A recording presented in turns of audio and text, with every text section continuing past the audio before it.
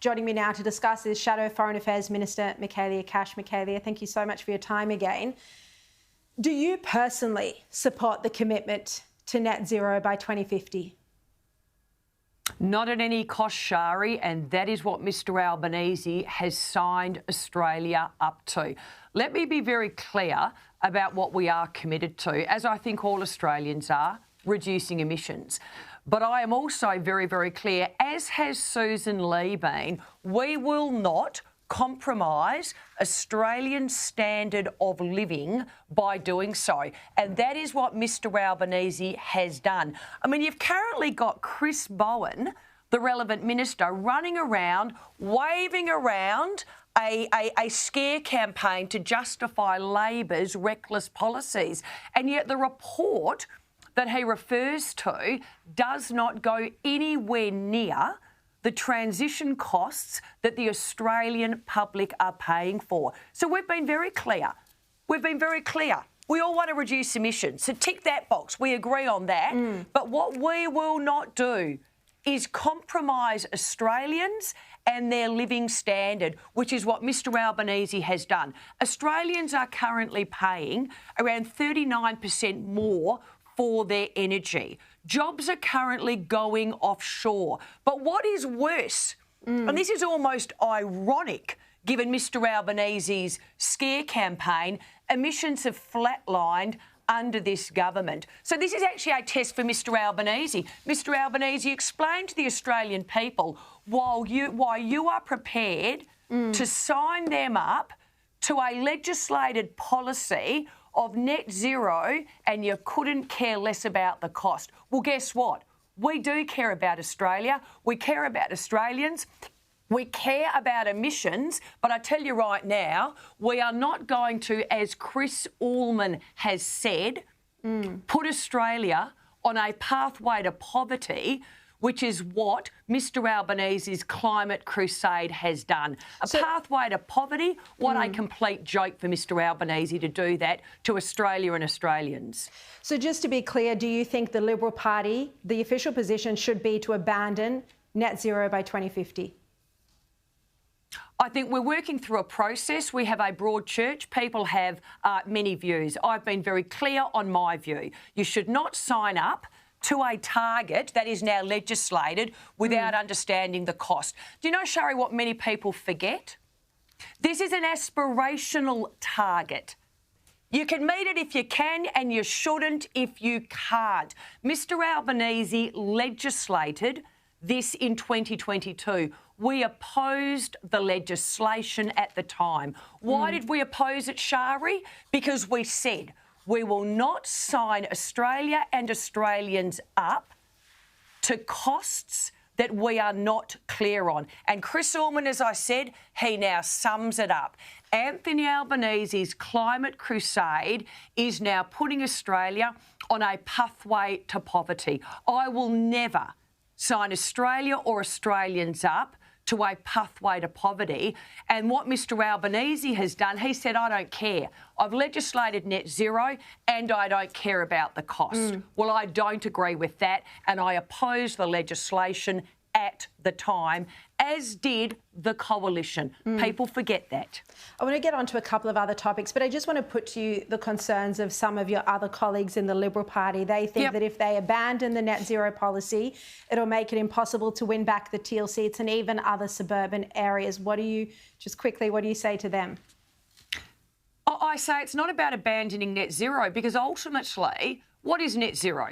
Net zero is an aspirational target. Some countries have said, yes, we can meet it by 2050. Others have said 2060. Others have said 2070. The United States has said, forget it. So for me, it's about the cost. Of course, I want to reduce emissions. Everybody wants to reduce emissions. But what I will not do is blindly sign up to a target that I know is going to put Australia on a pathway to poverty. And I don't think there's any Australian out there who wants to be put on a pathway to poverty. We need to put the acid now on Mr Albanese and Mr Bowen.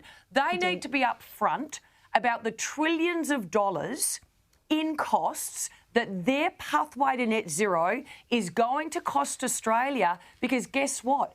the Australian people, Sharri, are the ones who pay for it. I will always put Australians at the heart of the energy debate, and I want lower prices for energy, not net zero at any cost. Mr Albanese couldn't care less. Yeah, and that is the sort of language we've heard from Chris Bowen, and I'm going to come back to him with my panel in a moment. I just want to ask you about, we've seen US Secretary of State Marco Rubio and Israeli Prime Minister Netanyahu give a joint address. This was happening as we went to air last night, our time. It was a powerful show of friendship. Have a look. Hamas needs to cease to exist as an armed element that can threaten the peace and security of the region, and the people of Gaza deserve a better future, but that better future cannot begin until Hamas is eliminated. I mean, Michaelia, firstly, it seems that our leadership here has forgotten about the hostages, and they constantly call for a ceasefire instead of for Hamas to be eliminated by Israel. What do you think? What an incredibly powerful statement between the United States and Israel, reminding us all, Sharri, that Hamas is a terrorist organisation dedicated solely to the destruction of Israel, the only functioning democracy in the Middle East that is a great friend and ally of Australia. The point that Marco Rubio was making is that Hamas must be eliminated. They cannot be allowed to exist as a terrorist army constantly threatening peace and stability in the region. But also it was a reminder that there are still hostages almost 2 years on, Sharri, in those tunnels being held by the terrorists. Now, Hamas could end this tomorrow. All they need to do is lay down their arms, surrender, acknowledge Israel's right to exist going forward and release the hostages. But I think for me what the stark reminder with the statement by Marco Rubio was this. What a contrast it is, Sharri, with our Prime Minister. You've got Marco Rubio reminding us all that Hamas are terrorists, while next week, what's Mr Albanese going to do? He's going to go off to the United Nations, General Assembly, and he is going to give the terrorists Hamas what they have described as the fruits of the slaughter of October the 7th, 2023. He is going to recognise Palestinians as a state. I will continue to remind people of my very simple principle. Hamas are terrorists. You do not reward terrorists. Shame on you, Mr Albanese.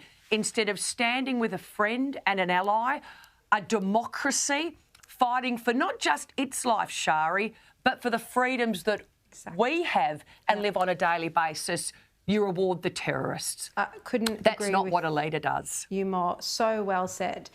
Just finally, because we're just about out of time, but I want to ask you about ahead of Trump's meeting with Albanese, you know, the government's announced $12 billion to overhaul a Perth shipyard. This is in preparation for AUKUS submarines.